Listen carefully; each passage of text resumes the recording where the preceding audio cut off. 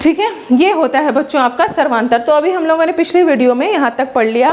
अब हम लोग देखेंगे कि कोई आपको पर्टिकुलर सीरीज दे रखी है तो हम लोग उस सीरीज में से किसी भी पद की संख्या या किसी भी टर्म की संख्या कैसे निकालेंगे, चलिए देखते हैं। अब हम लोग क्या, जैसे मैंने एक इक्वेशन दे दिया, सपोज दैट मैंने एक इक्वेशन दिया आपको कि a series like 1 3 5 7 dot dot dot चल रहा है। अब पूछा कि find 103rd term, 103rd term कह रहा है, या कह रहा है 103वां पद ज्ञात करें, 103वां। अब देखो एक सीरीज है 1 3 5 7 चल रही है, 103वां पद मतलब गिनते गिनते आपको कहाँ जाना है, 103 वाले पद पर जाना है, तब तो आपको पता चलेगा कि वैल्यू क्या आ रही है। तो क्या इतना टाइम है हमारे पास कि हम गिने 1 3 5 7, सब में 2 2 का डिफरेंस तो हम गिनते जाए, 9 11 13 15 17 19 21 23 25 27 29 31। क्या हमारे पास इतना टाइम है कि हम 103 तक गिन लेंगे? नहीं ना। तो इसलिए हम क्या मैथमेटिशियन ने फॉर्मूला लगाया a plus n minus 1 into D. अब सिंपल सा तरीका, पहला वाला पद हमारा जो पहला लिखा हुआ टर्म होता है वही होता है a। d क्या होता है बच्चों, लास्ट वाले में से पहले को सब्ट्रैक्ट कर दो, 3 में से 1 गया, क्या हो जाता है आपका, और d अभी जो b माइनस a बराबर c माइनस b बनाए वो एक्चुअली d ही होता है। अगर d की वैल्यू निकालनी है तो b माइनस a बराबर c माइनस b, यहीं से d भी पता चल जाता है और दोनों बराबर आता है तो बोल देते हैं कि समांतर श्रेणी है, दोनों एक ही मतलब होता है। ठीक है, d की वैल्यू कितनी आ गई 2, और हमें कौन सा पद निकालना है बच्चों, तो 103वां। तो अब हम लोग फॉर्मूले में रखेंगे tn बराबर a plus n minus 1 into में d। तो tn की वैल्यू क्या है बच्चों 103, a की वैल्यू क्या है हमारी 1, प्लस n की वैल्यू 103 माइनस 1 इंटू d की वैल्यू 2। तो 1 प्लस 103 में से 1 गया 102 इंटू 2। अब क्या हो जाएगा 1 प्लस 102 में 2 का मल्टीप्लाई किया, 2 2 जा 4 0 2, तो जोड़ दिया 205, मतलब 103वां पद हमारा 205 होगा। तो क्या हम इतना लंबा गिन सकते थे, बट हमने देखिए 2 सेकंड में हमें पता चल गया आंसर की 205 ही 103वां या 103rd टर्म होगा। तो इस तरह से मैथ्स का यूज़ हमारी लाइफ में होता है, क्योंकि हमें लाइफ में एक शॉर्ट टाइम ऑफ पीरियड में बड़े बड़े प्रॉब्लम्स को सॉल्व करना होता है। तो हम अगर बैठ के इतना एम्पेरिकल मेथड लगाएं, इतना सोचने बैठ जाएं, तो हमारा देश का तो प्रोग्रेशन हो चुका फिर। ठीक है, अब देखिए ये रहा, मतलब अब n टर्म निकालने का फॉर्मूला ये रहा। अब n टर्म के आगे भी कुछ क्वेश्चन पूछे जाते हैं, जैसे कि आपको दे दिया, अच्छा एक क्वेश्चन ये तो रहा n टर्म, एक क्वेश्चन और आपको बताते हैं किस तरह का क्वेश्चन पूछा जाता है। जैसे दे दिया question k plus 1 k plus 2 k plus 3 dot dot dot, find value of k। निकल जाएगा k प्लस 1 माइनस k, ये तो कट जाएगा k ना। k वाले क्वेश्चन को अभी छोड़ दीजिए फिलहाल, इसका क्वेश्चन हम बुक से ही करा देंगे। ठीक है, छोड़ दीजिए। दूसरा देखते हैं, जैसे मान लीजिए क्वेश्चन दिया 2 4 6 8 dot dot dot dot dot, कह रहा है कौन सा पद 64 होगा, which term will be 64। अभी हम लोगों ने पढ़ा कि 103वां पद क्या है, 103rd टर्म क्या होगा, तो क्या आया था 205। अब हमने क्वेश्चन पूछा कौन सा पद 64 होगा, मतलब पिछले वाले क्वेश्चन से कंपेयर करें तो कौन सा पद 205 होगा। तो 205 पे कौन सा पद आ रहा था, 103वां आ रहा था ना। वाइसे वर्सा वाला क्वेश्चन बहुत पूछा जाता है, बच्चे अक्सर कंफ्यूज होते हैं, कौन सा वाला पद और कौन सा पद, कौन सा वाला पद और ये वाला पद, दोनों में डिफरेंस समझिए।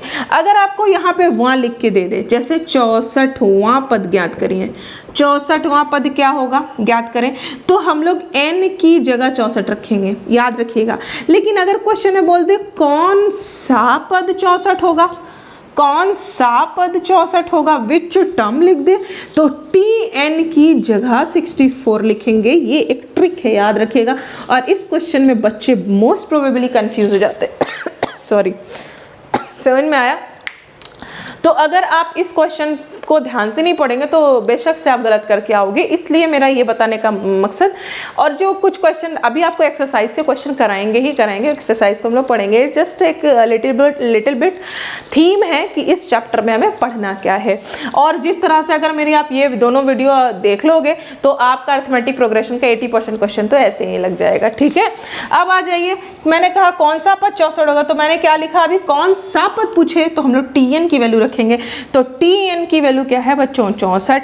और Tn का फॉर्मूला क्या होता है, a + n - 1 इंटू में d बराबर में 64। a की वैल्यू क्या है बच्चों 2, d की वैल्यू क्या है 4 में से -2 गया 2। तो अब हमारा फॉर्मूला a की वैल्यू 2 प्लस n तो निकालना है ना, कौन सा पद कह रहा है मतलब n निकालना है, तो n की वैल्यू तो निकालनी है, d की वैल्यू 2 बराबर 64। अब हम लोग क्या करेंगे, n-1 इंटू में 2 इधर ही रहने दो, 64 प्लस 2 इधर आएगा -2, n-1 2 मल्टीप्लाई में है भी रहने दीजिए, घटा दिया 62 और n-1 बराबर 62। अब ये 2 मल्टीप्लाई में तो कहाँ आएगा, डिवाइड में, 2 से 62 काटा 31। तो अब यहाँ पे देख लीजिए n-1 बराबर क्या हो गया 31, तो n बराबर क्या हो जाएगा बच्चों 31 -1 इधर गया +1, n बराबर 32। मतलब जब 32वां पद हम लोग गिनते 2 4 6 8 की सीरीज में जब हम लोग 32वें पद पर पहुंचेंगे, 32वां वाले नंबर पर, तो वहां लिखा मिलेगा हमें 64। क्या लिखा मिलेगा 64। Are you getting my point कि मैंने क्या आपको समझाना है, मेरे को ये समझाना है कि कौन सा पद और ये वाला पद में फ़र्क है। अगर पूछे 64वां पद तो 64वां पद की पोजीशन पूछ रहा है, लेकिन बोल दे कि कौन सा पद 64 होगा तो आपको फाइंड करना है कि 64 इस सीरीज में किस जगह लाइक कर रहा है, ठीक है। तो मुझे लगता है समझ में आपको आ गया। ये 2 तरीके के क्वेश्चन होते हैं इस पे, एक आता है आपको nth टर्म दे देता है और आपको पूछता है। अब देखिएगा ध्यान से,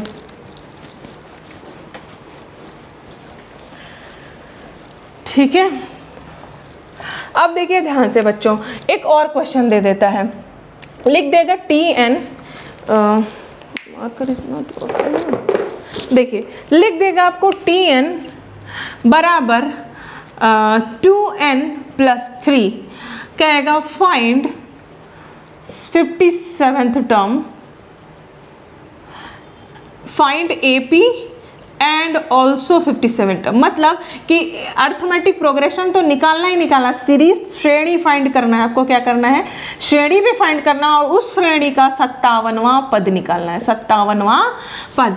अब ये आपको दे रखा है, मतलब आपको किसी श्रेणी का nवां पद दे रखा है, nth टर्म दे रखा है, जो आप nth निकालते हो ना, Tn बराबर a + n - 1 इंटू d, तो ये आपको पहले ही दे रखा है। आपको अब सीरीज नहीं दिया है, आपको अब nth टर्म दे दिया है, मतलब nवां पद, कोई सीरीज जा रही होगी, कोई श्रेणी चल रही होगी, उसका nवां पद आपको दे दिया। अब आपको निकालना है कि कौन सा ये 57वां पद क्या होगा और श्रेणी जिसका nवां पद ऐसा उसकी श्रेणी कैसी होगी। तो कुछ नहीं करना, सिंपल, n की वैल्यू 1 रखिए, 2 × 1 + 3 बराबर 2 + 3 बराबर 5, n की वैल्यू 2 रखिए, 2 × 2 + 3 बराबर 4 + 3 बराबर 7, फिर n की वैल्यू 3 रखिए, 2 × 3 + 3 बराबर 6 + 3 बराबर 9, फिर n की वैल्यू 4 रखिए, 2 × 4 + 3 बराबर 8 + 3 बराबर 11। आप ध्यान से देखिए, स्टार्ट करते हैं 5 से, 5 7 9 11 ... ये हमारी सीरीज चल रही है बच्चों, ये कॉमा छोटा छोटा 5 7 9 11 ... आप देखो सब में क्या है, 2 2 का डिफरेंस है ना, मतलब इसका कॉमन डिफरेंस, मतलब इसका d कितना है 2। और अगर ये हमारा AP, तो पहला पॉइंट हमारा कंप्लीट, हमें पूछा था ना AP कैसी होगी, तो हमारी AP ऐसी होगी, 5 7 9 11 करके चल रही होगी। अब हमें AP तो मिल गया बच्चों, हमें AP का क्या निकालना है 57वां पद। चाहो तो 57वां पद यहाँ रख दो सीधा, Tn बराबर 2n + 3, हमें 57वां पद निकालना है, तो n की जगह 57, 2 × 57 + 3, 7 दूनी 14 4 हासिल 5 दूनी 10 11 और +3 जोड़ दिया 117, मतलब 57 क्या होगा 117। आपको समझ में आया होगा, ठीक है, तो इस तरह से मैंने आपको 3 तरीके के क्वेश्चन पढ़ा दिए हैं, 3 या 4 टाइप के क्वेश्चन पढ़ा दिए हैं। इतना फिलहाल आप करेंगे, फिर हम लोग अब पढ़ेंगे एक्सरसाइज के अकॉर्डिंग। और अभी इसमें सम वाला रह गया, अभी इसमें तो बहुत सारे अच्छे अच्छे क्वेश्चन रह गए हैं और ये बहुत फेवरेट और इम्पॉर्टेंट चैप्टर होता है एग्जाम्स के, 10th के लिए भी, 10th के लिए obviously, 10th 11th 12th and after the 12th class it will be asked. Okay, so तब तक के लिए पढ़ते रहिए, मुस्कुराते रहिए। और if you like my video, like, share and subscribe, share, or if you feel anything you can write whatever you feel after watching my video, you write in the comment section। और तब तक के लिए पढ़ते रहिए, मुस्कुराते रहिए, keep learning, bye bye, take care।